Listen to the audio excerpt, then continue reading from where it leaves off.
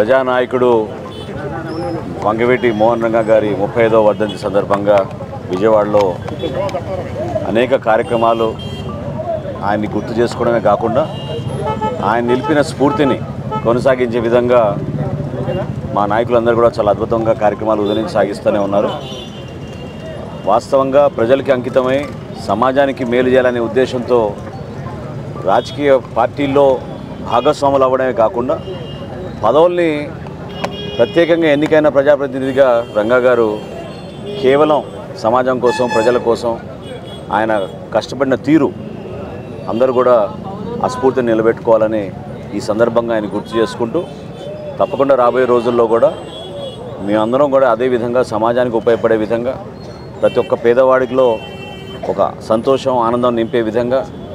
పవన్ కళ్యాణ్ గారి నాయకత్వంలో జనసేన పార్టీ ఎల్లప్పుడూ